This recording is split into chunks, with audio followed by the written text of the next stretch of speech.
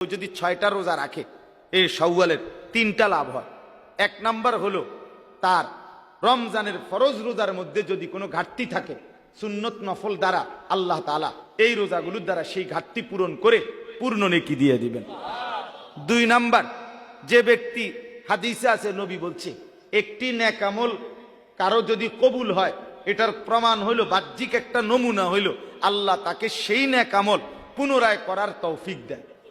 তো কারো রমজানের রোজা কবুল হয়েছে কিনা এটার একটা বাহ্যিক প্রমাণ হইল তাকে আল্লাহ পুনরায় পরের মাসে 6টা রোজা রাখার তৌফিক দিছে।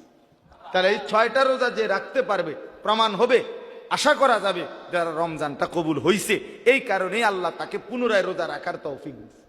আপনারা একবার সুবহানাল্লাহ কন্ত, আবার কন্ত, আবার বলেন তো। এই কয়বার কইলেন? এই প্রথমবার বলার কারণে এটা কবুল হয়েছে দেখা দ্বিতীয়বার বলার তৌফিক হয়েছে, দ্বিতীয়বার এটা কবুল হয়েছে দেখা তৃতীয়বার বলার তৌফিক হয়েছে।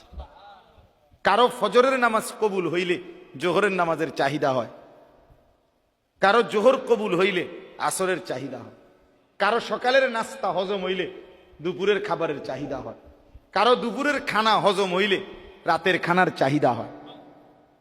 ঠিক তেমনি ভাবে এক এক ওয়াক্ত নামাজ কবুল হইলে পরের ওয়াক্ত নামাজের চাহিদা তৈরি।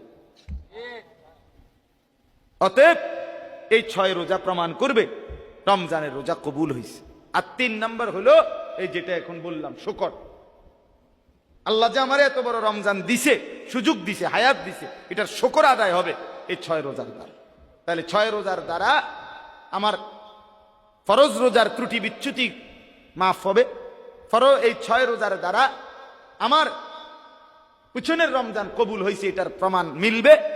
6 রোজার দ্বারা আল্লাহর শুকর আদায় করার একটা দৃষ্টান্ত, একটা নমুনা হবে।